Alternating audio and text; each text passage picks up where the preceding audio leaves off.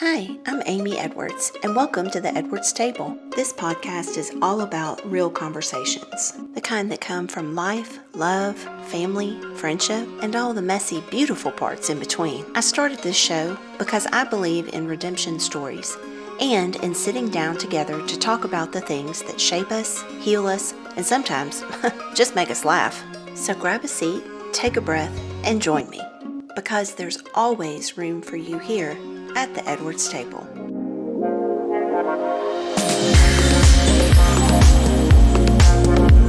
Hey y'all, and welcome to the Edwards Table. Back again for some of you and first timers for others. Super happy to have you all here. My name is Amy Edwards and I'm your hostess with the mostest. And this, our very first episode for this current season, which is season 3. If you've not been along for the journey, definitely pop back over, listen to season 1. You'll see me with this gorgeous gal next to me talking about and telling my whole story. And then season 2, where I really talk about my healing journey. And then this season is, I don't want to say it's my favorite because we're just getting started, but you can say it's your favorite. I think it is going to be my favorite because this season totally focused on stories of other women that I know, and not just, I shouldn't say women and men that I know. Because that came inside in for one, right? Yeah. So this is going to be stories that we're going to lean into in season 3. And so without further ado, I am super excited to have my one and only daughter, Maddie, with me at the table today. And the fun part is, unlike season 1, we were just chatting about this before we came on camera, about the fact that a little under a year ago, she was actually here with me as I told my story. And this time around, it's actually going to be an actual conversation. We're actually going to just chat it up.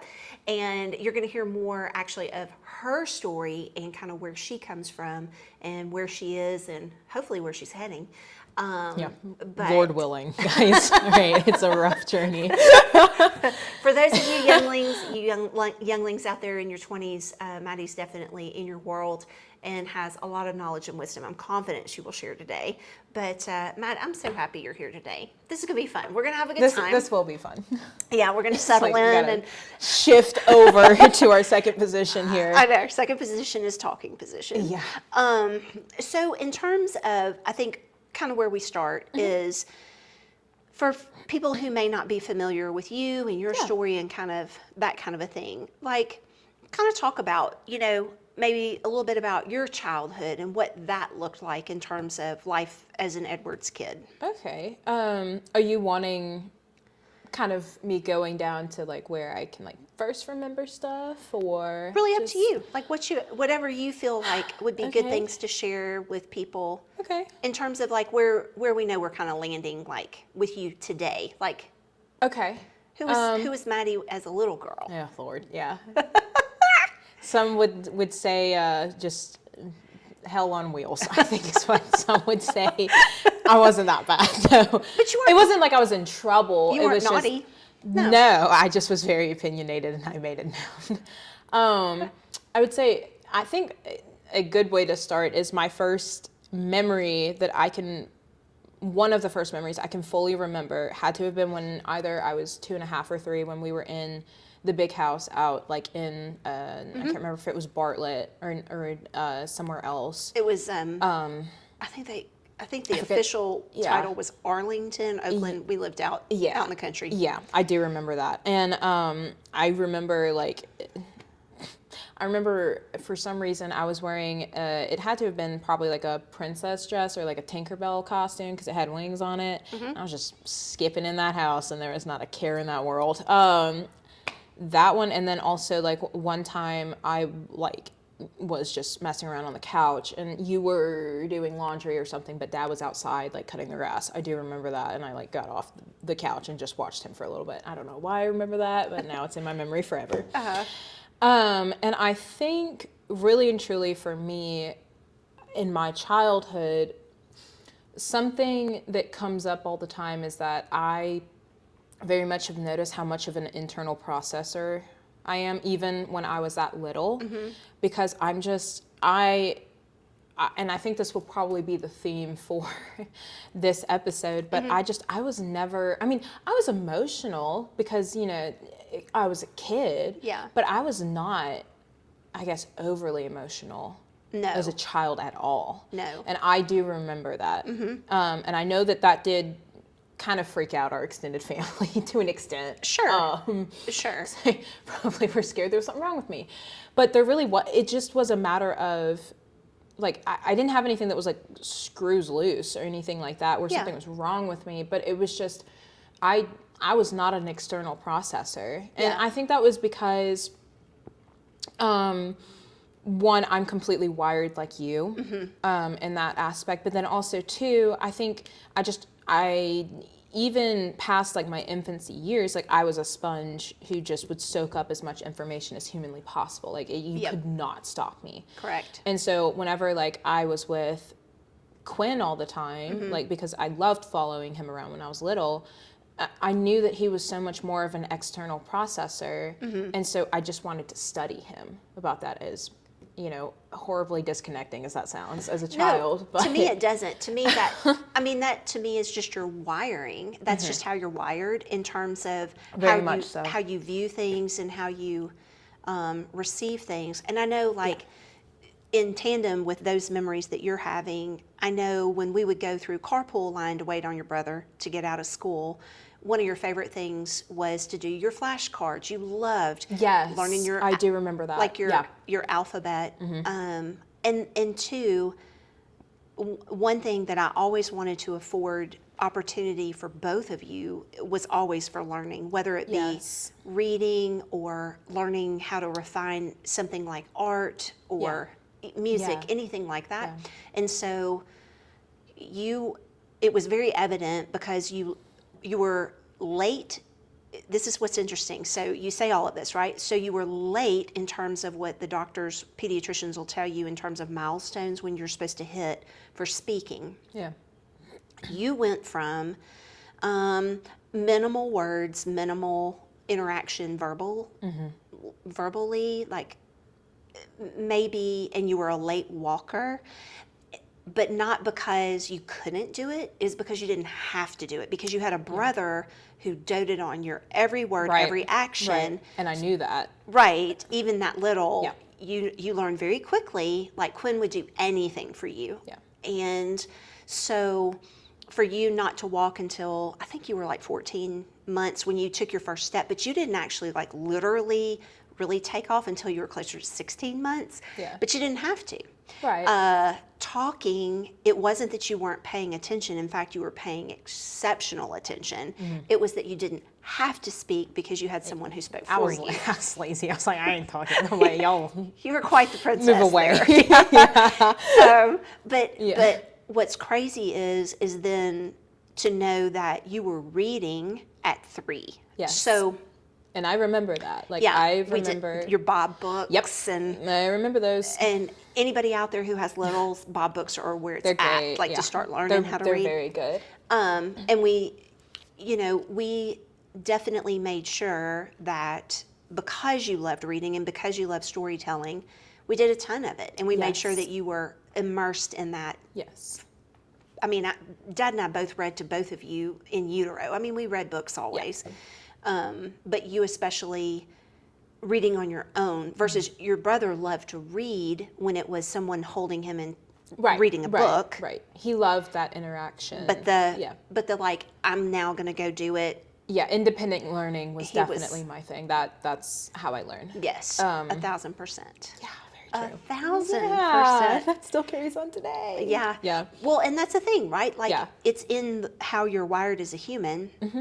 But then also, I think partly it's your environment too, because we obviously made that available. Right. And picked up on very quickly who you were in that aspect and made sure that we poured into that well. Yeah. Because it has now turned you into someone who has a wicked talent when it comes to writing and storytelling. So sweet. The written word has always been like super important to you. Yes, very much so. And I do remember like being very young, and I knew when like going into pre-K especially, and pre-K I didn't really say anything to like my teachers or anything, because it just, to me it just felt like, oh well, like I shouldn't say anything about like this and that, but I did know how to read and how to like cultivate myself that way, that I didn't have to go through like the step processing for it. But because most of the whole class, if not all of them, they didn't know yet, it was kind of just like, oh, okay, well, like let me shut up so everybody can learn. Like I'm not gonna say, so like I stayed on level, I know, during pre-K and partially through like kindergarten. I know that I did a little bit, but then I mean, we kind of shared this, I think, at some point on one of your episodes. I mean, that didn't last very long because my teacher figured out that not only was I like on level, but I was exceeding in English specifically my track for learning. Yeah. So like, I mean, that kind of, because I started saying, random words that are like, well, that's a big word. Where'd you hear that from? And stuff like that. And two, she saw your testing. Yeah. So we had homeschooled you for kindergarten and Quinn for was it kindergarten and fourth? Oh, yeah. Third. Fourth. I can't even remember now what grade level. Oh, yeah, it wasn't kindergarten. I'm getting my years mixed up. And so, yeah, you had gone to a preschool. Well, you did pre-K and JK. Yes, that's what it was. And then came home, we did kindergarten. Yeah. And then took you back. I can't remember what the other one was. It was JK. Yeah. Yeah. Junior kindergarten. Yeah, and there's then, too many things for me. yeah, we took you back when I went back to work full time to go, what we thought was to do first grade, because we'd already done kindergarten. Yeah. And they had an explicit policy on birth dates. And so that was a firm no. Yeah. Unfortunately, they also looked at your standardized testing, which I had done independently for you guys as a homeschool family the year before. And your reading level, you were at 12th grade, third month for reading. And it was something that I knew. And so it was just an ongoing battle to get you, reading materials that were age appropriate, but also helping to grow your knowledge for reading. Yeah, I had to read a lot of, I didn't have to. I wanted to, everybody. I was that kid. I read a lot of textbooks during those years because it was the very most common age appropriate thing I could read that was going to be closer to a 12th grade reading level at the time. So I got a lot of world history knowledge around that time because of it. Also, in science, you were very enamored with biology. Yes, still am. Yes, and so it was nice because that kind of information you were able to handle, just like we did the Chronicles of Narnia series in kindergarten with you and Quinn. We also read Secret of Nim, I believe. Among many other things. But you were able to, if I wanted to hand you the book, you could take it and read it. And so it helped that you were able not only to read the actual words on the page, but your comprehension was 12th grade, 3 months. So you were understanding what you were reading as well. Yeah. And it was a very unique place to be in. And your kindergarten teacher, when we went back into school, was literally the best human in the world because she was very intentional with finding you activities to do at home and allowed you freedom to move about the class and help other students. Yeah. She did not penalize you for having that knowledge. Oh my gosh. And that was her goal. She wanted you to feel like you were adding value to that classroom. Yeah. And she too shared the frustration that they held you back like that because, quite frankly, you should have gone to first grade and then probably gone into a 5th grade class for English just to be able to hone in those skills. Yeah, to keep feeding that. But she did a really good job. She did with that, sending it home and made it fun. For sure. For sure. Yeah, I agree. Yeah. And I was thinking about that too when we were talking through kind of what you and I were going to converse about in terms of childhood and what that looked like. in those really early years, that was one of the things, it was always fun to watch you because you have a very free spirit in terms of being creative and just a love for life. Like you enjoy living but you weren't naughty. It wasn't like you were some disobedient. It wasn't like I was trying to test the waters constantly to see how far I could go, because that wasn't what excited me. What excited me was, like you said, like living and knowing, getting through certain things, even when I was little, like getting through certain days because I knew that I was going to get to live in the moment during other days. Like my birthday, I loved my birthday because I knew that was the day I got to live in the moment, pretty much. And then, next day follows and it's like, okay, I got to go back to, like regular life. But like that was so fun that I got to do that, and looking forward to those times. It's why I still love. That's why this upcoming season right now, fall, that's why I'm obsessed with it, because I know what's coming. It's my birthday, and then we've got, football going out throughout, and I know we do stuff for that with people. We've got Halloween, which is always amazing, Thanksgiving, and then followed by Christmas and New Year's. And I'm like, oh, not only are we eating good, but there's just going to be fun times. And it's perfect. Okay. I love those things. Yeah. I've always loved that. And it's the same with like, like going in the kitchen with you constantly. Yeah. And like loving to just be there. Because I didn't always have to, I never had to participate to have fun. I'd always just have fun just being there. Yeah. Do I like to participate sometimes? Absolutely. I will get on a dance floor and have fun. Like I will do that. Yeah.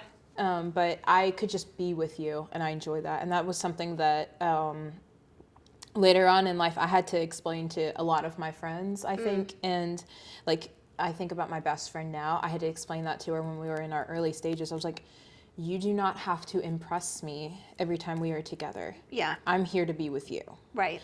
And I think, speaking of that, I think that is a great way to also, I think something I'm going to kind of try to follow through throughout this episode is that you are enough to be the person you want to be.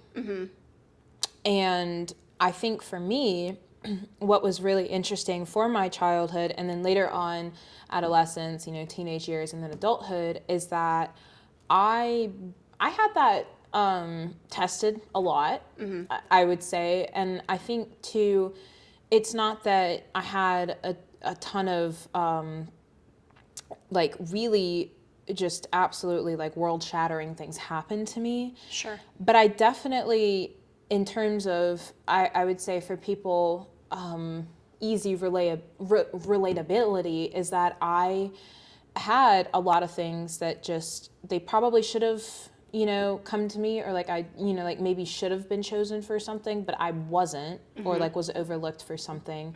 There's a lot of unfairness. Sure. But kind of like what that looks like to not be resentful about it and to keep moving on. Yeah.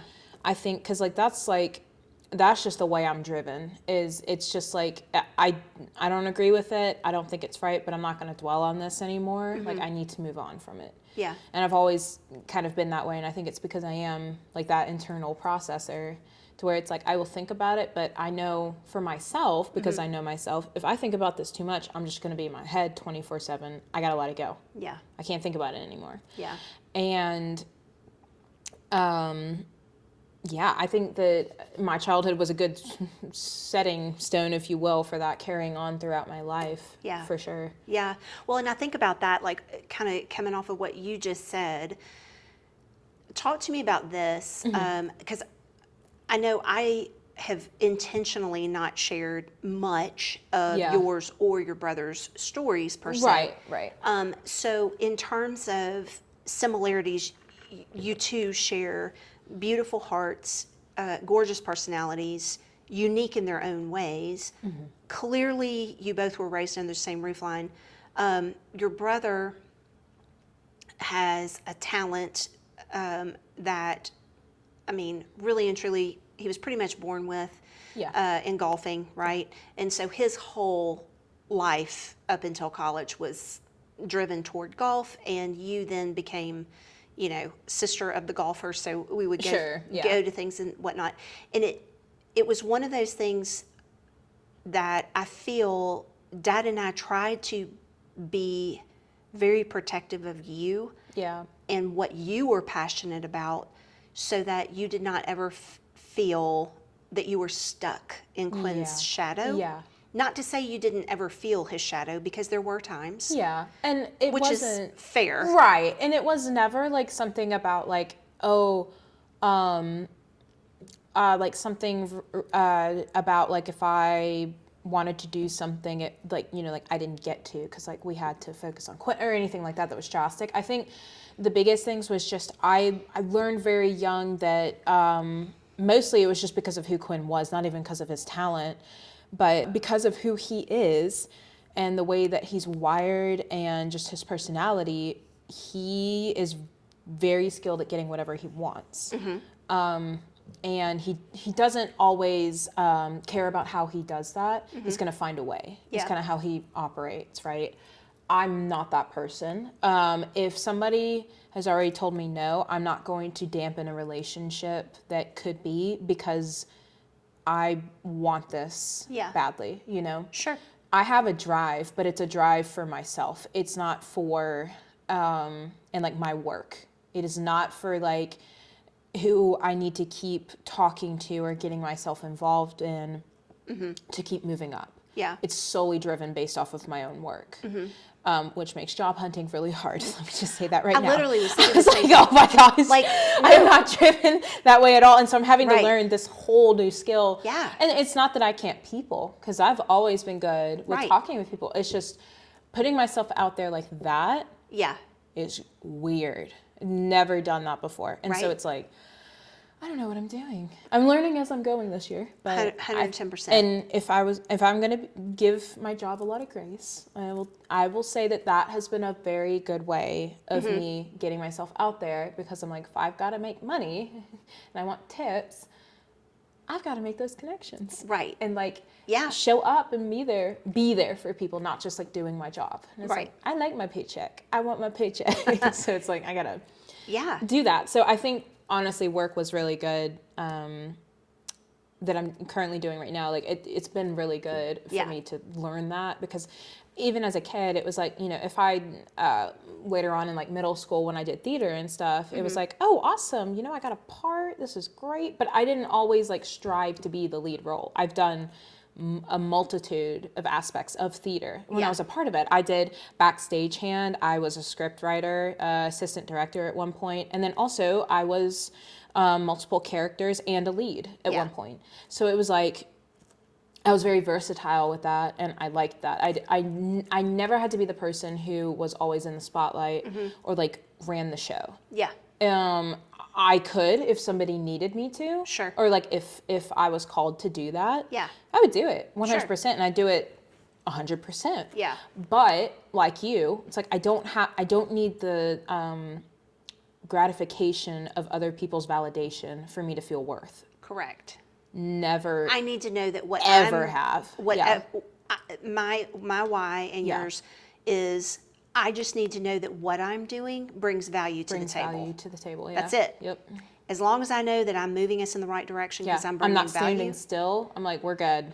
And yes. But stars on a chart, pats on the back. Yeah, I mean, it's awards, nice. Do I want that lovely. occasionally? Sure, but that's not my go-to. Right. No. And it's not a have to have. Yeah. I know, it is interesting. And it's very much about how we are wired as people. I mean, it's just, some people are not wired that way. Some people really need that. And again, not bad or wrong or anything like that. It's just who you are. Yeah.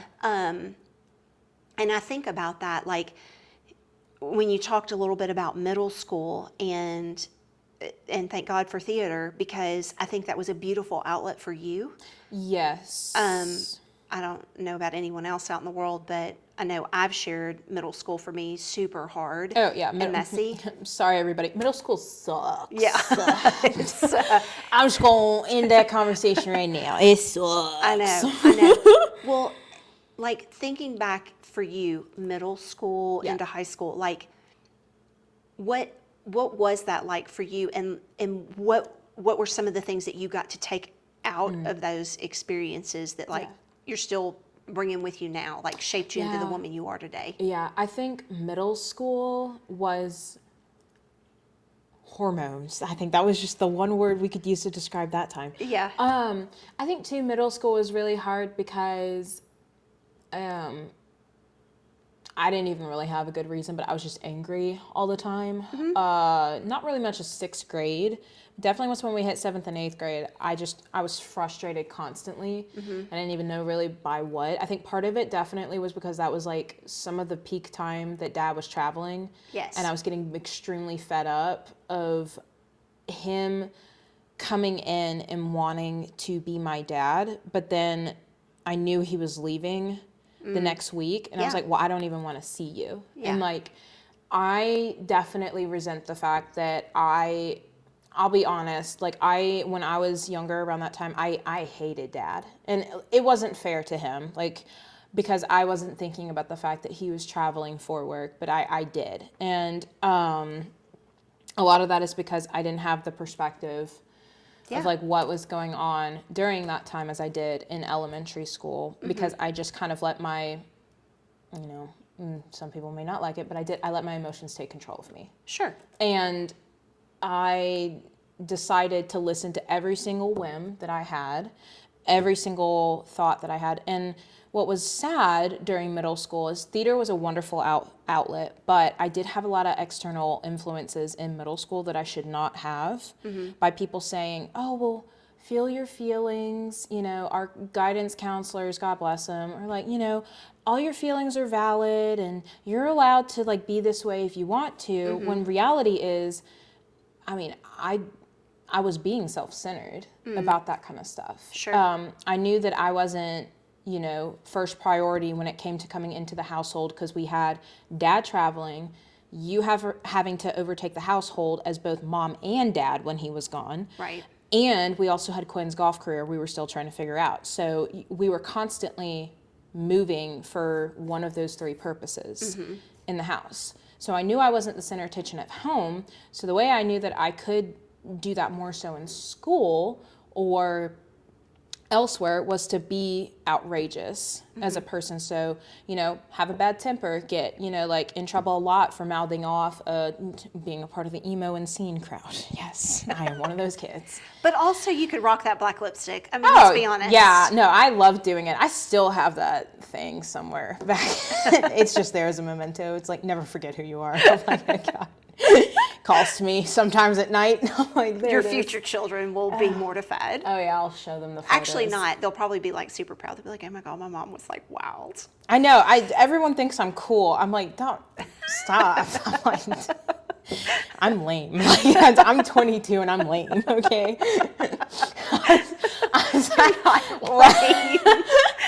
What?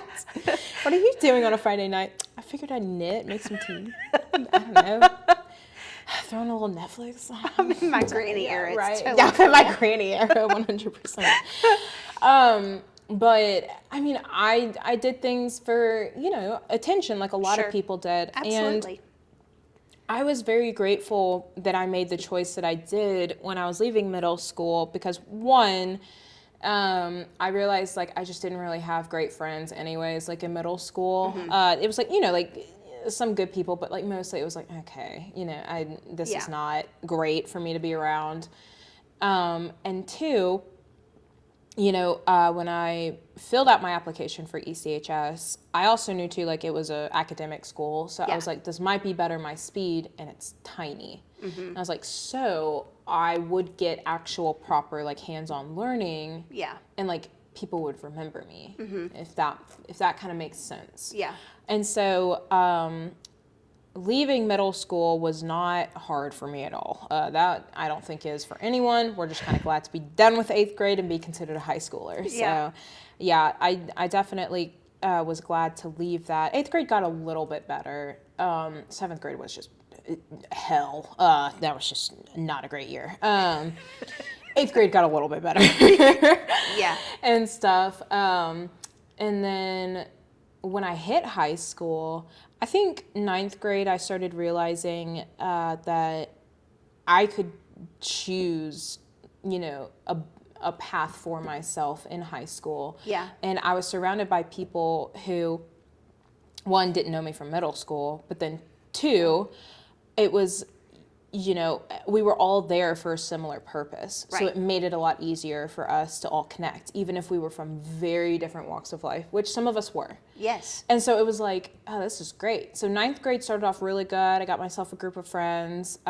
Still holding on to a lot of those things from middle school. Yeah. I would say ninth grade I did, like, because I was still struggling with, like, if I wanted to keep on doing theater or not. And I just kind of had to make the decision of, like, I don't have that drive Yeah. that Quinn does with golf Yeah. as I do with theater. You had that drive academically. Oh, yeah, Like, 100%. you wanted your focus to be academic, and theater to be fun. Fun, yeah. But you were part of a competitive theater troupe, so Yeah. it wasn't like Yeah. I mean, you were doing theater 7 days a week. Yeah, it was So- it was a lot. And on top of that, you were doing voice and dance and all the things that go with theater, musical theater. And so there was not time to breathe, and Yeah. there was not time to keep up with your schoolwork. It was becoming, I know your freshman year, you sat us down and were like, I can't keep this up. Yeah. Like, I can't do both and do them both well. And you chose school. Yeah, and I've always been that person of, like, I'm not going to do things, like, half done anyways. Like, I've got to do whatever I need to do and do it to the best of my ability. Yeah. So that was an easy decision. And then sophomore year, started having, like, some changes. I changed my friend group. Most of my friends, I mean, like, I still saw everybody up there, and it wasn't like a, like, Yeah. crazy decision or, like, this big drama or anything. It was just more so I hung out with a different group of people who I think were way more my speed. Yeah. And I started kind of changing my, like, views on some things for sure, and just kind of getting a better opinion about a lot of different things. And that was really, like, my year of, like, where I did kind of go back to, you know, the academic like field for me. And then also too, just learning about, like, new relationships and stuff like that, and just kind of seeing how I felt about certain things. And then my junior year was when COVID happened. Yay.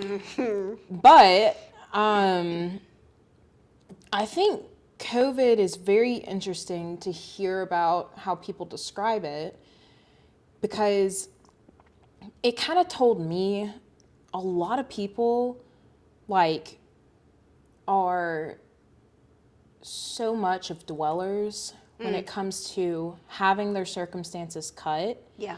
and, like, having things done to them that were unfair, that they sit and wallow for so long. Yeah. And I just never really realized how many people that was Yeah. until COVID happened. Yeah. Because I'm not saying, like, I was out there running a marathon or anything, and it was freaking hard. Like, we were all stuck inside of the same house together for almost, you know, like, a year. Yeah. And obviously, if somebody was in a really bad home situation, like, my sympathies in that, like, you know, you have a right to be angry about that. Correct. Not saying that at all. Correct. I think it was more so for people who really and truly were blessed during the pandemic, and they didn't even realize it. Yeah.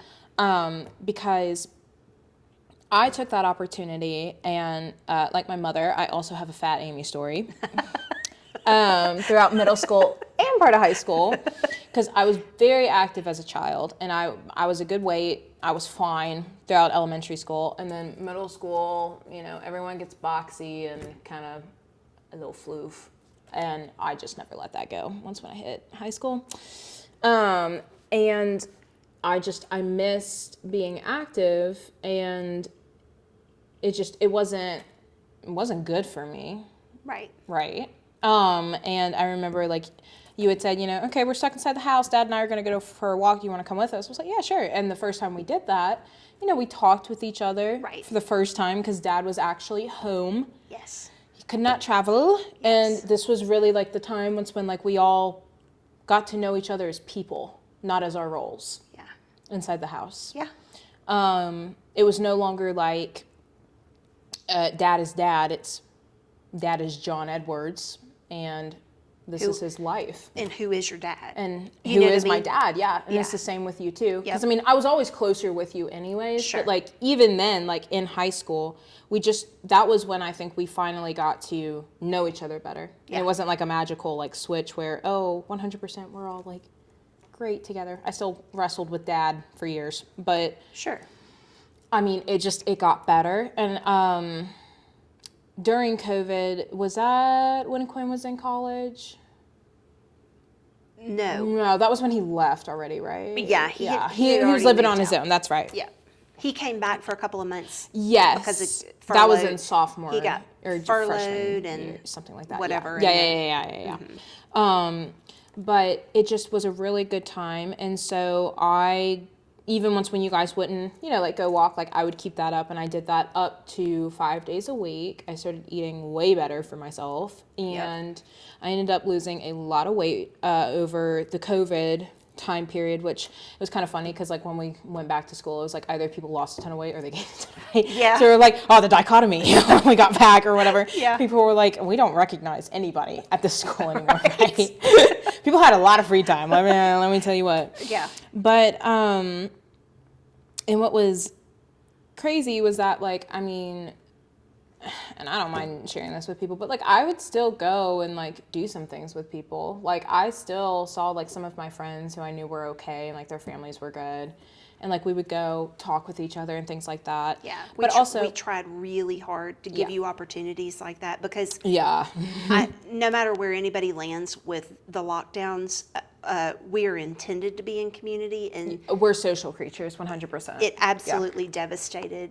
I mean, it wrecked my world to watch y'all as Yeah. young people have to be taken from one another. It was awful. Yeah. It was awful. So Yeah, and what's crazy to me is that like we were at our high school actually the day before lockdown. Well, not before lockdown, but before spring break. So before Yeah. like we would not show up at school was our culture day. So it was like our biggest event at the school where everybody was there. You know, we had all of our clubs running. Yeah. Like I was so cool. decked out in my outfit and everything. And I was with my friends and like we were walking or whatever. And like the last thing we had said to each other was like, oh yeah, see you after spring break. You know, spring break turned into next year. Wow. So it was like, oh my God. But I just think that's so ironic that that's what happened. And then later on, Yeah. like it ended up being like a couple days into spring break, shut down, lockdown and everything. Yeah. So, but lockdown was beautiful for me because I realized for the first time I don't have to not for the first time, but I realized, I guess again, is that like I don't have to let external circumstances be the influence on me. I get to be my own influence. Correct. So I was not somebody from my school who went crazy during lockdown because of that. Like Yeah. I took back my personhood, and Yeah. that was really nice. And the coming that was sophomore year, because junior year I came back and it was all of us were remote, remember? Oh, yeah. Yeah. And then senior year was full time. Full time, You were yeah. back at Oh it. my gosh, yeah. I was like, wait, why was I at school for 5 years? That makes no sense. That's why. Yeah. So little time difference there. But when I came back for junior year, I mean, it was definitely a shock for a lot of people, because I remember all of my, I did have one of my admin people who was like so concerned for me when I got back, and she had me go to Miss Holmes, I think like once, because she was like, I just want to make sure you're good and like, are you healthy? I was like, yeah, I'm healthy. First time I've been like the past 5 years, ma'am. I'm like, I'm great. I'm like, what are you talking about? Or whatever. But Yeah. I think also too, what's crazy is like, and I'm sorry guys, I'm ostracizing you, but for that time period for me, that was when I started really getting noticed by guys. Yeah. Was junior year and senior year. But I'll be honest, I don't think a lot of that was because of the weight factor. I think that was because like of just what I gained from losing the weight. Yeah. Because it was who I was as a person, 100%. Yeah. And I definitely just became more of who I'm meant to be, which is somebody who just be so honest, I just don't care. I do not care about, well, we can't do these things because then so-and-so and blah, blah, blah, blah, blah. I'm like, I don't care about that drama. Yeah. I'm just going to do me. Right. And we're going to be done.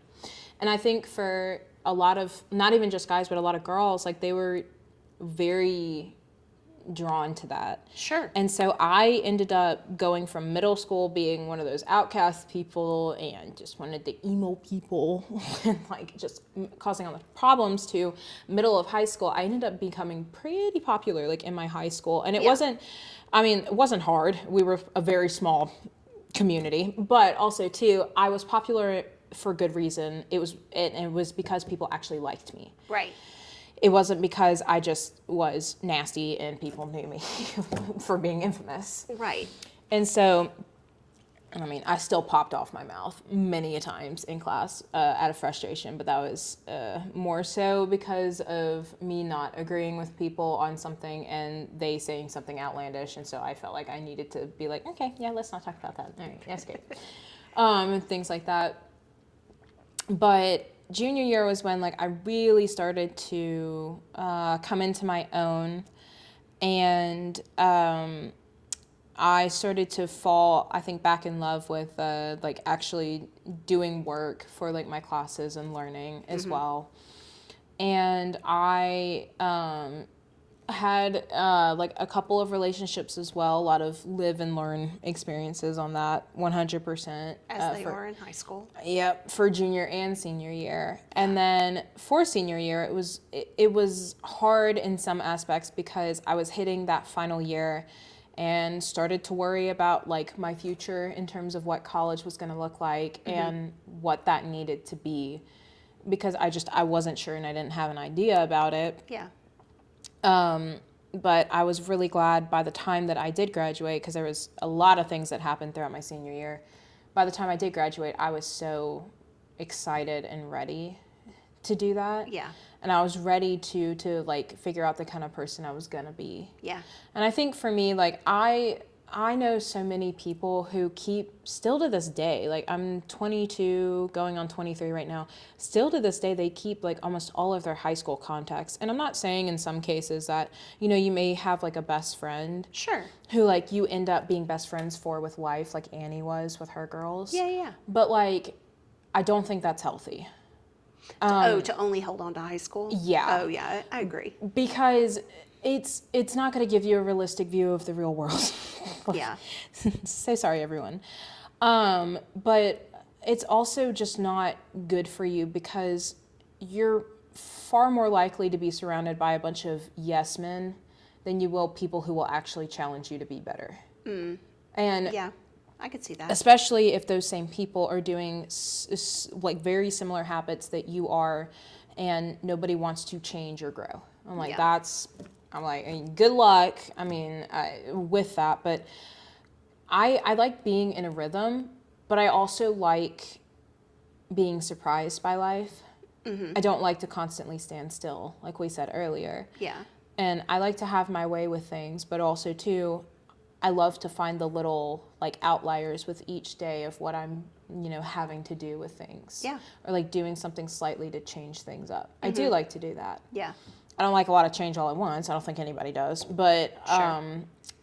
if there is something like that happens, I love that. Yeah. I think that's great.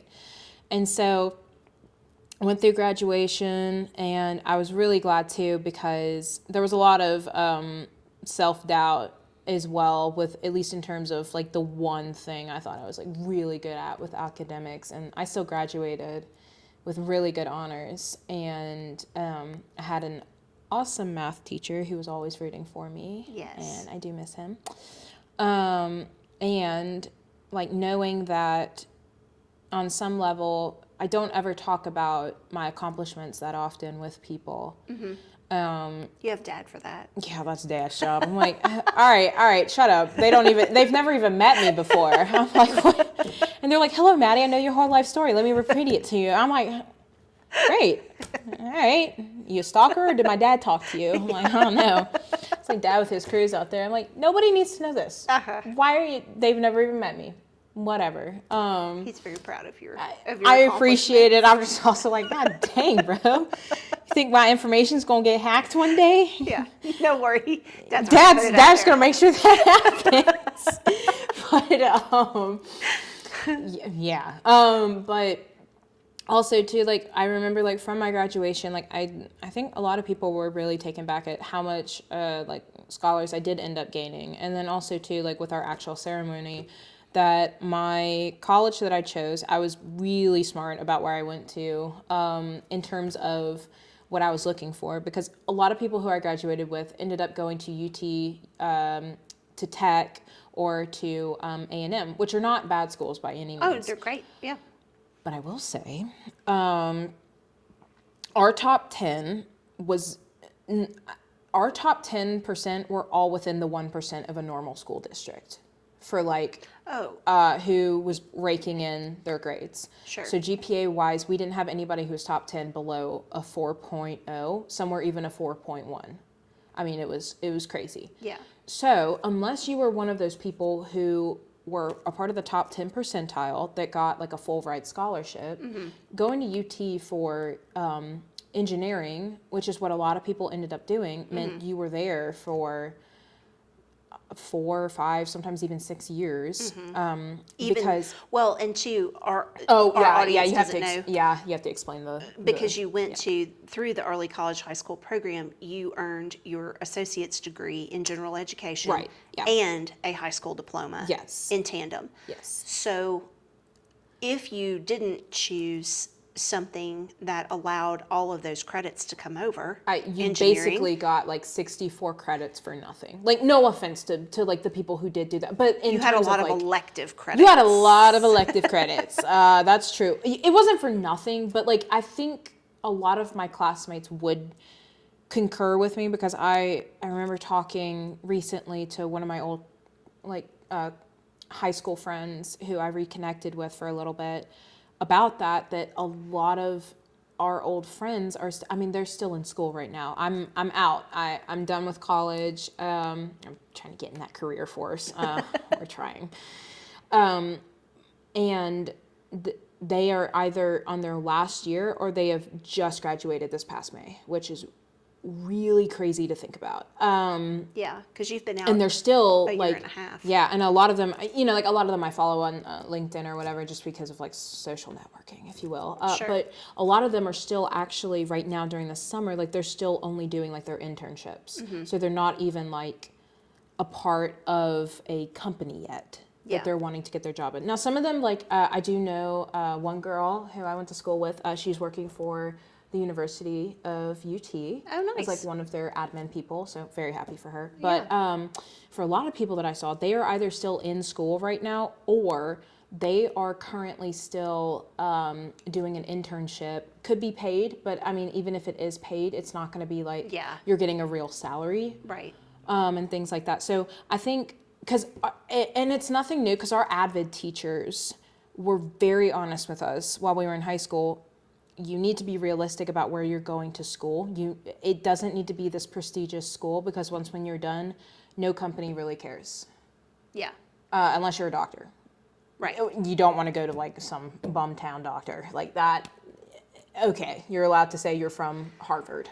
Right. Right? Sure. But for certain business, like if you're getting a business degree, or like you're getting even engineering degrees, I mean, really and truly, it does not matter as much about where you went to school. It's more about who you know.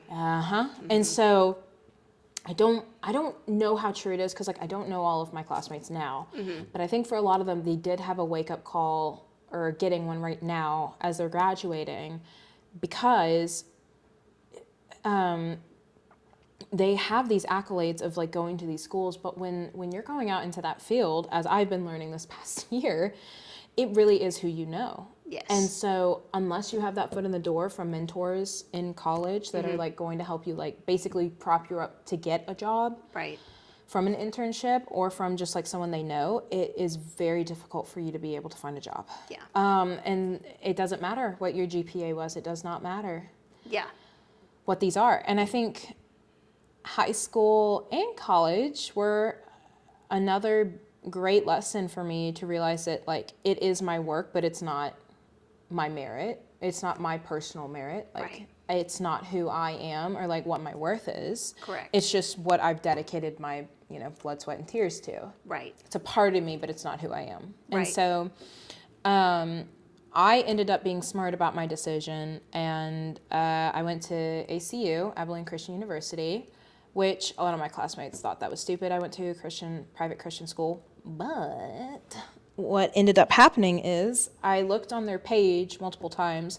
52 of my 64 credits would fully transfer. So that meant most of my classes were already covered. The only classes that wouldn't were like, I think 2 humanities classes, which was really dumb because I had like my humanities credits and they offered just the way basically they the came same. in. Yeah, Yeah. it was the same class, but whatever. I'm not bitter. Yeah. But then I had to take their required theology classes, which I was okay with that because, hey, Christian school, understandable. Yeah. All my other credits transferred. So that meant when I went in as a freshman, I did not have to take any math. I did not have to take any science, Yeah. any history, any of the lower English classes. And since I was going in for English, my bachelor's is in English, I started taking my actual like course credits as a fall freshman, like Yeah. fall semester freshman. You actually came in I was as a in- junior. I Yeah. was in like junior classes with my classmates, and then I just wouldn't tell them my age. They just discovered it on their own. Yeah. And so I made a very smart decision about that. And when I did apply, because of my beautiful background, because your girl was hitting, I think I was 47 out of the 72 people who graduated. I don't even It was like remember. something like that, like 47, 42 was my rank. Woo. Sounds amazing. But what ended up happening was I was the third person in our award ceremony for like the most amount of money that I was awarded. And it was because I chose ACU and the dean of my program gave me the dean's scholarship. So it ended up covering a lot of money for my tuition. Yeah. To where y'all only had to pay, was it half? Is that what it was? Something like that. Yeah. So it ended up being a really cool opportunity. And I think what always got me was that was the first time I really got something and I didn't like work for it per se, because I didn't have to. I just applied to ACU. Well, you did work for it. Well, I did. Okay. I did with my grades, but like. Yeah, that was your work. 4 years that you put in your blood, sweat, and tears. And But it just felt like I didn't, because I, just applied and they were like, here's a dean scholarship. Boop. And I was like, oh, okay, cool. Yeah. Wow, that's a lot of money. Great. I was like, awesome. Yeah. But I just remember like during that award ceremony, because you know me, I don't say anything, but they would call out actually like The amount that people got awarded, and I ended up being like, I think the third person who got called up for that. And I do remember a lot of my classmates were shocked by that, and I was like, well, I don't tell y'all everything. I'm like, oh. Yeah. Like, I'm not telling you my money. I'm like, I don't trust you people. I'm telling you my money business. Right. But that had happened, and then when we graduated, I was so looking forward to going to ACU, and it was so awesome. I think college was probably my favorite time in school for sure. There's a lot of, there were some ups and downs, but like for the most part, it was amazing. And I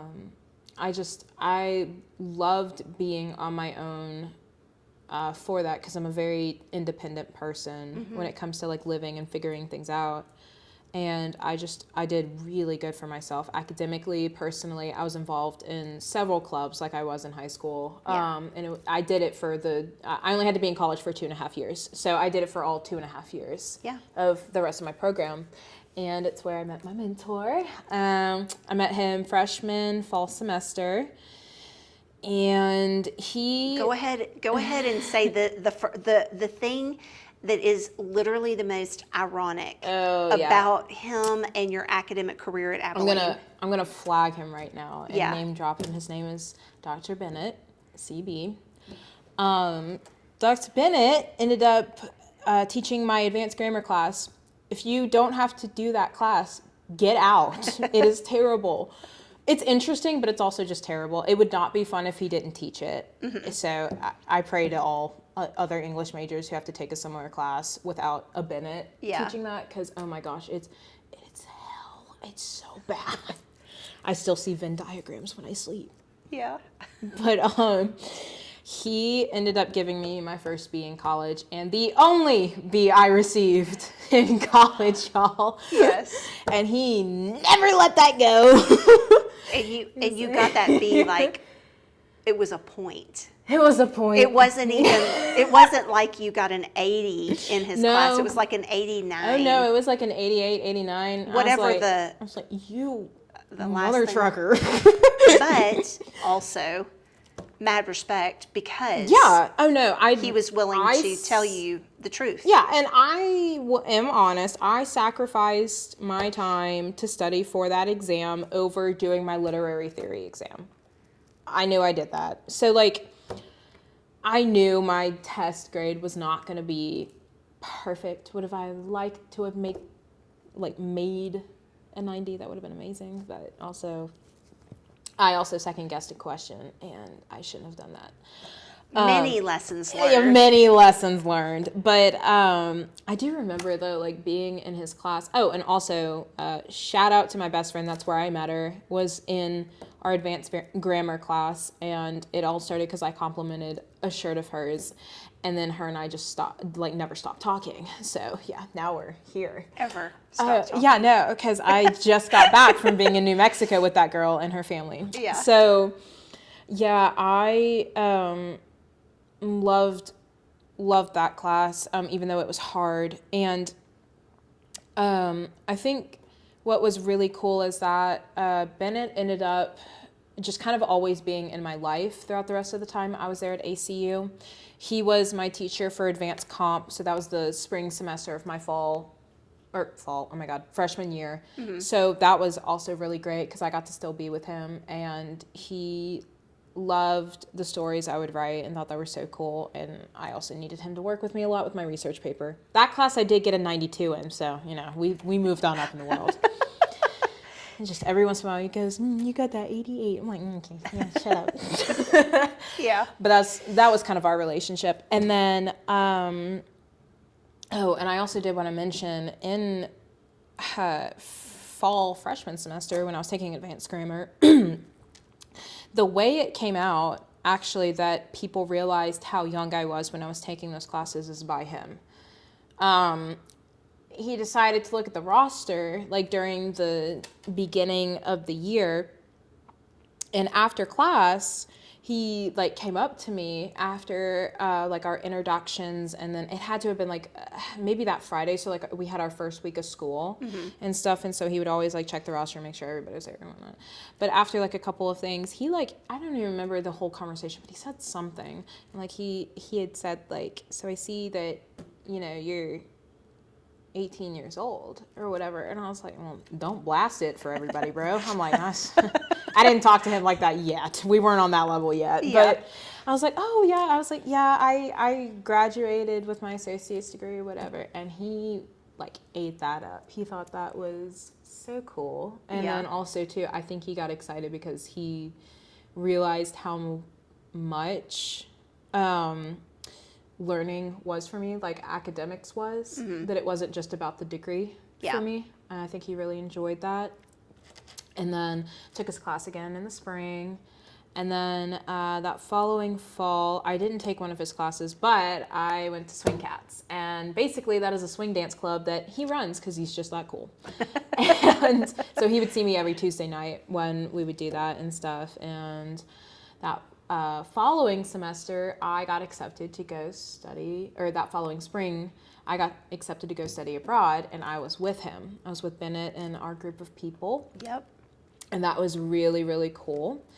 And I think what was awesome is we actually had a lot of one-on-one time because I just was somebody who was like, I don't have to do the things with all the people. Yeah. So I did have a couple of one-on-one times with him that were really, really cool. And I loved our time together. And like when we would travel like to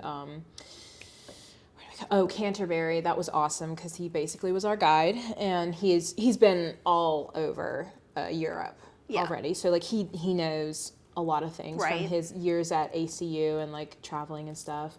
And so it was really cool to hear from him and also just learn that side of him as well. Like, Yeah. Because it was, like you're a different person when you're basically living together. And, Well, that sounds a little. well, okay, but he had his own flat What is away it? from 20? us. How many people were in your class? 26 or something? Yeah. 20 something? I think 24. 4. Yeah. Yeah. So there was That's all of us together. all of you living in a big house together. Yes, which also too was very awkward because I mean, like I'm coming fresh out the shower and my hair is covered in my little bonnet, and he would see me and every single time just clowned me. And I was like, okay, I'm not coming downstairs anymore. You talk to me one more time, bro. Yeah.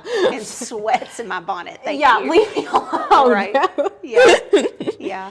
But it's like I mean, it was kind of weird because it was awkward because like we ended up seeing that side of each other. Well, Traveling I like mean, that. like but when you see you're- that with everyone, right? Right. So it's Like everybody there, yeah. no makeup, just hanging out Yeah. kind of situation. Sup, yeah. Yeah. But our study abroad time was awesome. And then when we got back, I was so excited because it was my last semester when I came back. Oh, and I also did that internship. So I was in contact with him over the summer before my final semester because I did an internship with a company and he was like my teacher overseeing that, making sure we're doing what we're supposed to. And then my final semester was great because I had my last few classes and I'm trying to think, I can't remember. I don't think he taught me that semester, but I did still do like swing cats and stuff. Well, you worked in the English department. So Oh, like yeah, you that's saw him right. then. Yeah, I totally forgot about that. Yes, I saw him almost every single day because I was working in there with Miss Denise. That was so much fun.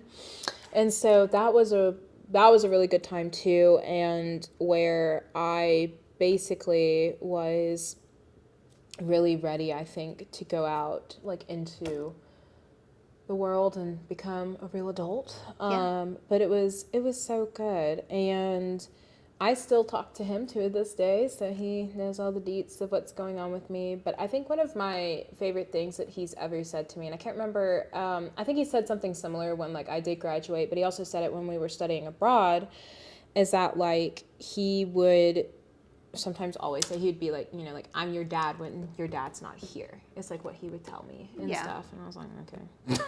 I was like, that's fair. Well, that was Or his like, job. For yeah, y'all. yeah, right. I was like, It's like the house dad. yeah, I'm like, fine. But he also too, like, he took it as like such an honor because when we were out in public together, people thought I was his daughter. At like something, like if we were talking about something, it could have been about anything. Or like if we went to like swing dance while we were in Britain and stuff, people thought that I was his daughter, and he always took that as like a compliment or like as an honor. And I was like, thank you. I was like, you want me to be your daughter? Aw.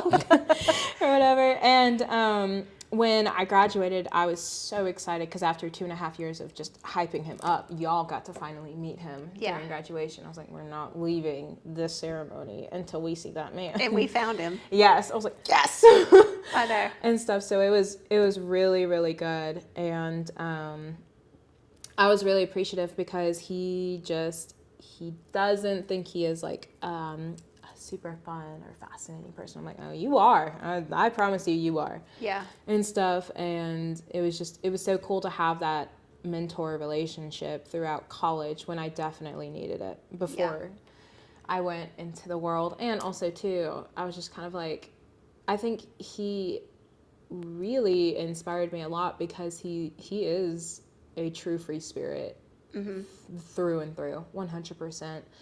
And I really admire that part of him a lot and was so ready to come into my own and hopefully one day emulate even just a little bit of that. Yeah.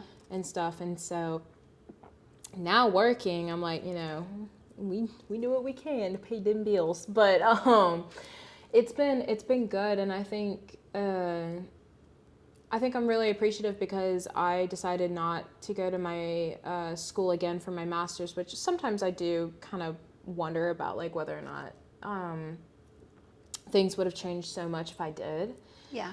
But at the same time, it's like I worked for I've been working for a year and a couple months now, and it's like I have done so good for myself, gotten myself ahead again really, really well. Yep. And as like these new opportunities are opening up now, and my life is about to probably change again. Yeah. You know, I don't know God's plan, but Sure. We're going to lean into that.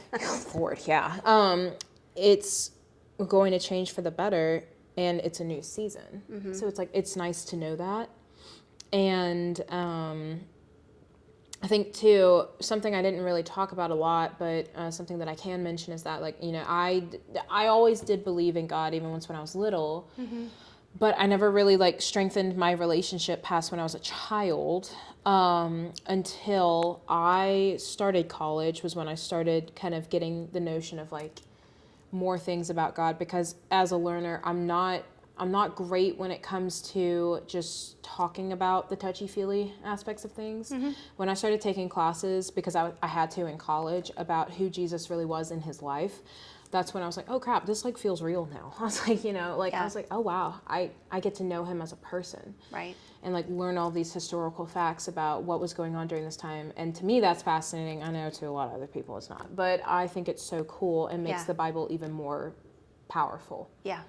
And so coming out and really involving myself with our church, I mean, it's been life-changing, and it's so awesome because I wanted to be with a group of people who, you know, it didn't matter like if you were a little rough around the edges with like what you knew, like there were no pretenses, you could just come as you are. And that's what my Bible study group is now, that I've been a part of for over a year. So it's really awesome to have. And then to also have a ton of girls that are in my age range that I'm not, you know, I'm not like a mentor, but to be able to pour into them has been so cool. And for them to pour into me. Because it's like, I get to finally have my female bonding time. And I'm like, oh my gosh, it's great. So and things like that. But it's been so good. And I think too, it's what's helped solidify my beliefs at such a young age in my 20s, to where it's like, I'm not going to compromise on certain things when it comes to my passion for being a follower of God. But then also too, of like thinking in the next journeys of my future of like being a girlfriend, and then hopefully one day a wife, and possibly a mom. I'm not going to compromise my faith to suit an ache in my heart that's temporary. I'm not doing that. Yeah. And there's no reason that I should fall to temptation, like for temptation to do that.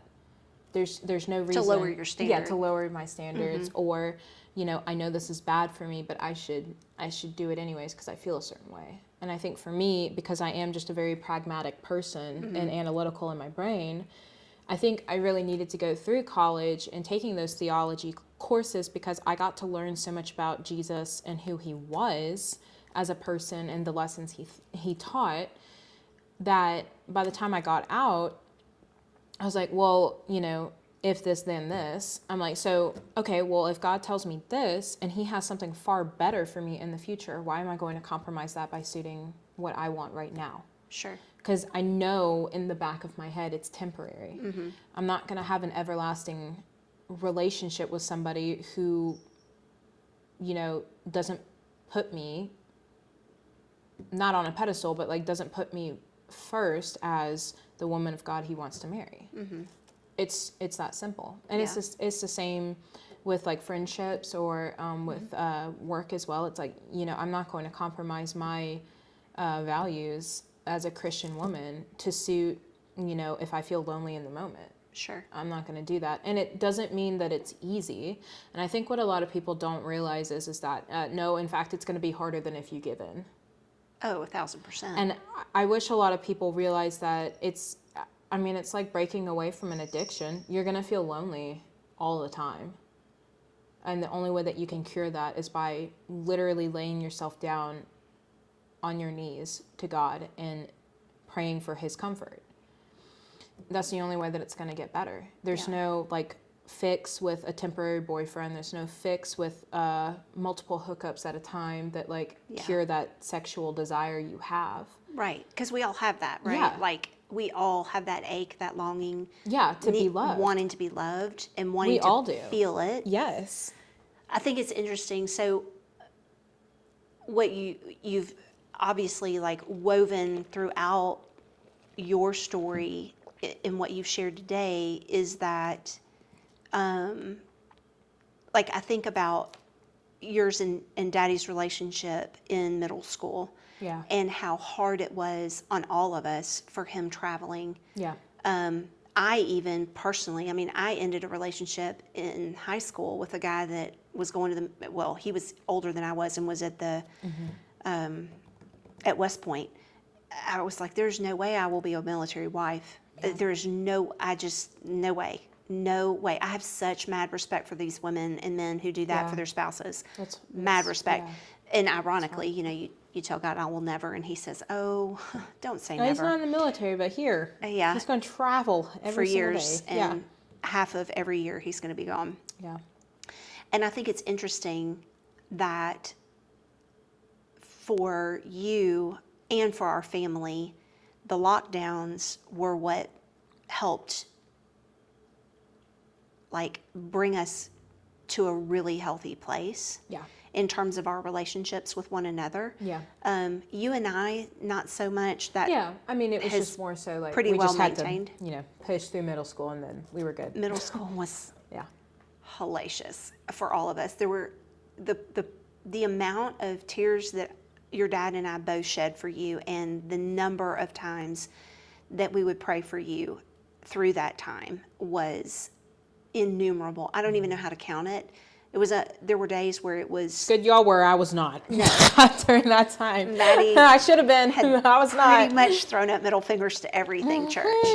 And interestingly enough, that was while I was in ministry. Right.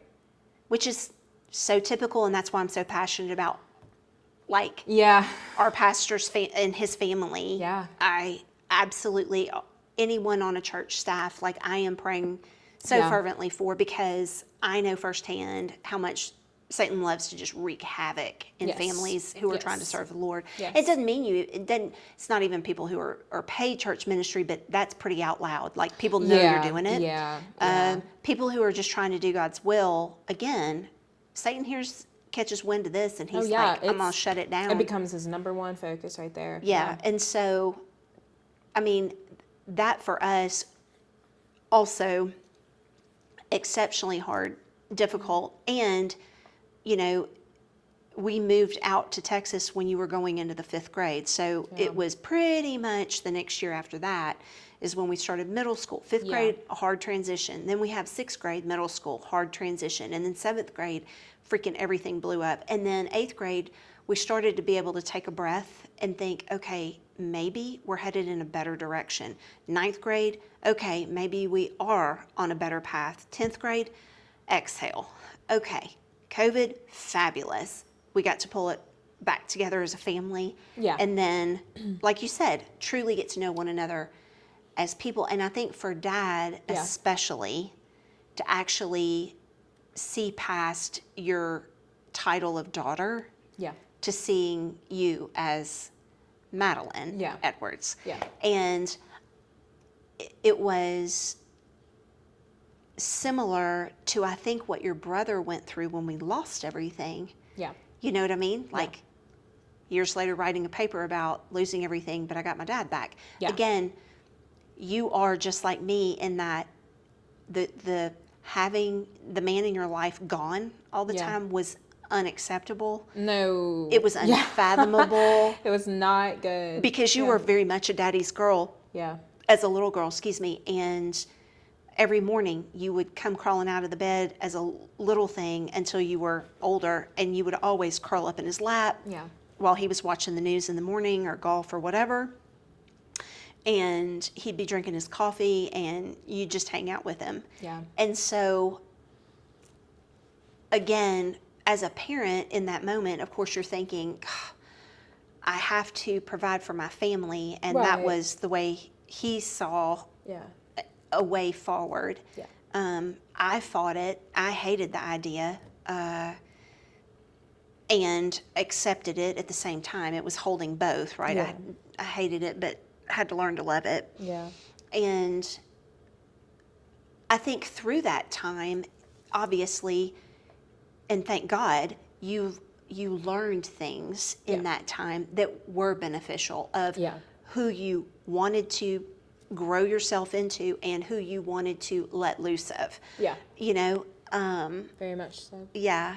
And like being able to see you in those different phases and seasons of life, and then to watch you in college and then to watch you now, like for Dad and I, it is such a privilege and honor, obviously, to be your parents, but thank you. but to like get to see you, and there's so much that you don't, I mean, obviously we don't have time to share every little thing, Sure, but like to get to see you wrestle as hard as it is as parents, and as difficult as it is not to just cling tightly to you, but literally to open our hands and just be there for you and say, like, we're cheering you on, we love you, we're proud of you. I see you're about to teeter off the cliff. Do we need to talk about this? Do you, you know, kind of a thing? I don't know if that's how you received us, because I know too, I know sometimes the way that Dad and I communicate are very different. Yes. A correct answer. Yeah. We both come from the same place, which is we love you fiercely. Yeah. And that said, it is very much a dance that we both have to do as your parent, like to not hold on tightly. Yes. And Dad would tell you it's really hard for him to let that go. Yeah. I mean, you're his baby girl, so like, I'm just sorry to your future husband. I'm saying this out loud. Mark it on the day and time. Great. Yeah. Like, dude, sir, you have no chance as far as 1 John Edwards IV goes. But like, also, his role as protector and provider. Yeah. 1,000%. I would want it no other way. And I'm thankful that he is your dad. Yeah. For a myriad of reasons, but that for sure. Yeah. And I think too, in terms of like how he and I communicate with you, it's ironic. He sometimes can come across as abrasive, but I can come across as exceptionally direct. I don't, there are times where I just straight up tell you and I don't mince words. And even Dad will be like, oh, he'll snap his neck and look at me and be like, whoa. But also, I think that one thing I'm eternally grateful for is that you have both of our perspectives and our ways that we love you, albeit imperfect on both sides, because I think it is so vitally important to you as a young woman and your brother as a young man, like to have that kind of influence in your life. Now, very much so. What you do with what we give you now that you've become an adult, thankfully. Oh, yeah, for sure. Indeed is your decision. For sure, yeah. And I know you and I were talking before we got on camera about this, and I would love to kind of like wind our conversation, because I know, like I said, we could sit here, we can talk forever. And we will, don't worry. We'll just do that off camera. Right. But like, I think about this in terms of the relationship that you have with your dad and I. Yeah. I think you and I have talked at length about this over the course of years, but it is very evident. The older you get, the more clear it becomes how unique it is. Yes, very much so. And so, like, I would love for you to kind of share from your perspective what that means. So, like, you've got CB as a mentor. Yes. And you have a dad and you've got a mom, but maybe your relationship with us looking a lot different than what maybe a lot of our listeners experience in terms of theirs. I think my biggest takeaway for people on this podcast is that we all, and if you haven't had that person yet, I highly encourage all of you guys to look like internally at who is in your circle for who you can go to. But we all have some kind of mentor figure. It may not be the person you want, like a mom or a dad. Sure. It may be somebody who's like a coworker who is just like absolutely like almost, bat crap insane, but they like come across with like a very good heart. It could be a messy situation where it's like that mentor has done a lot of things, but they are there to guide you. The one thing to know about who you need to be poured into and like who you should be poured into by is, first and foremost, somebody who has a heart for God. If that person is somebody who is willing to openly and earnestly tell you things you need to be told that are coming from a place that is only from the Holy Spirit, 100% they need to be your mentor. Yeah. Don't fall victim to every single person who pours into you emotionally. It's not worth it. Yeah. Because you end up not knowing how to cultivate a real relationship with somebody because it's all emotional based. Right. There's no logistic thinking you're giving to that relationship. And it sounds very data driven or analytical in the way that I'm giving it, but it's very true. Yeah. The Lord tells us to steward our emotions in the Bible. I can't remember if it's in Mark or Matthew, but he mentions it in the Bible, in the Gospels, for very good reason. And it's because he knows, since he created us to be like in his image, to be people who have a wonderful love for each other. But sometimes we can let that take over our rational thinking, and it ends up becoming our downfall. Yeah. And I'm like, if you're already getting that gut feeling, that's already the Lord trying to protect you from someone. Yeah. So I always want people to go and find people who they need to be with, but also you have to keep a rational head on your shoulders. Yeah. And that means sometimes you have to let go of people. You have to sacrifice being with others in order to be lonely for a season so God can give you what you truly need. Yeah. And I think that is the hardest thing for people to do, which I find so fascinating because I've really, throughout childhood, middle school, and high school, I've been very conditioned to being alone. And it's not like, I'm lonely per se, but just being somebody who is typically considered an outcast in whatever season. I don't know how to describe it. Yeah, I would say you've been conditioned to be okay. Or to be on your own. Yeah. Not alone in the sense of because you're by yourself. Yeah, because I have people. But like able to stand on your own. Yes. And if those around you are trying to take you somewhere where you think is not the right place to go, you're okay with pushing back and saying, I appreciate your thought. Yeah. And I know that that's not the way the Lord's taking me. So I'm going to go the way I know he's leading, even when it doesn't necessarily make sense to those who are in your circle. Yes. Yeah. That's very true. Yeah. I would say that 1,000% about you. Yeah. You very much have been that human. And there are family members, like you said earlier, that absolutely can't wrap their head around that about you. But it's one of those things that I'm so proud of you for being able to stand in that tension. And what's unique is that like, I don't like it when people people put crutches a lot of times on their behaviors, and I'm like, no. I'm like, okay, let's be real about this. Let's be honest, because we can get down into the nitty gritty about things. And I'm like, hey, I'm a people pleaser too, but I also know that I have enough self-worth and self-respect for myself to tell people who do not want the best for me, no. Yeah. Why would I let somebody destroy something I've worked so hard to build up? That makes no sense to me. Yeah. And I'm not going to let my emotions dictate how I want to think about that. Right. So that could be a friend, coworkers, like business as a whole. Sure. Definitely a boyfriend. Hopefully not a husband, but we hope I'm sure for some people. Sure. Things like that, even your kids. I'm like, I'm not going to let your emotions dictate what's right for you and what's right for me. Yeah. And I knew that being raised by you. Well, and I think that's the thing, right? Yeah. Like full circle moment on Yeah. that is what we were saying, what I was saying just a little while ago is that I am seeing so many, especially young women, because Sure, yeah, obviously you're a woman, and I'm hearing, right.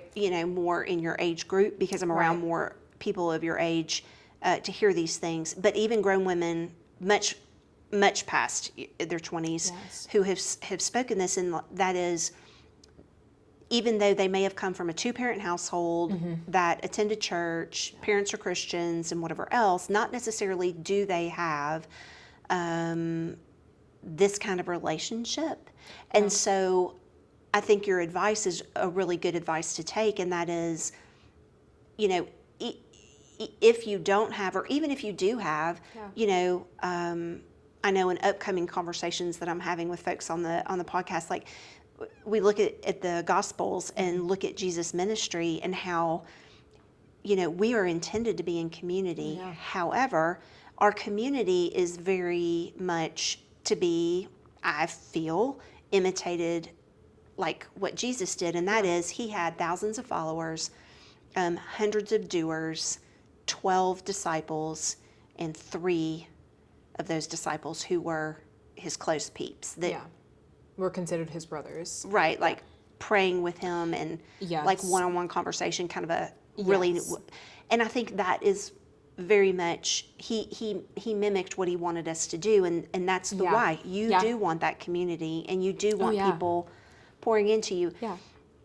And so I think for me, the beautiful thing of what God has redeemed in my story through you, and through your brother and through your dad, and relationships that we have, and what we're, learning about each other and learning how to now function as an adult family. It's a whole new world out there. And agreed. It's a ride on square wheels right now, right? Like we're knocking the corners off, and Dad and I have to learn how to like hold our tongue, and we're not going to over mom and dad that because you're an adult, and that's really hard. And your brother has his own family, and he's building that, and like we don't want to infringe on that. We want them to really come together as one with God in the middle of that, and build that family that way, which is exactly what we want for you as well. You know what I'm saying? So it's like we're all on this learning journey, and I feel like once we feel like we're getting there, then there's a new layer added. So it's like new level unlocked. We don't know what we're doing. You know what I mean? So all right, close us out, Mad. One thing, as you think back of like what you've shared today, what's the one thing you hope in any people listening in today that you hope is a good takeaway for them, like from your story? What's a good takeaway for you to share with them, would you say? I think the big takeaway is that not everyone is going to love who you become when you walk down your path with Christ.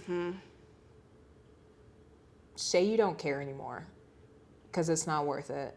I'm like, his plan is way better than anything I've ever done by myself. And quite honestly, I'm like, I have great people who are in my life, and I will just, I'm like you, I'm very direct. I'll be honest with them. And tell them, if you want to stop hurting and stop feeling like you are in a constant cycle, tell them no and listen to God. Tell yourself no. Give yourself enough self-respect to say no, and go with whatever he's calling you to do. Well, okay, I think we're going to drop mic drop. All right, we did. We just dropped the mic on that one. Well, listen, y'all, I cannot thank you all enough for joining us here at the Edwards table. Again, apple of my eye, delight of my heart, my daughter Maddie. Definitely make sure you give us a like or a follow if you haven't already, and stay tuned. You guys, this is conversation 1 at this table. Wait until you hear it. It's going to be good every single time. So thanks for stopping by. Until next time, remember, there is always a seat right here for you at this Edwards table.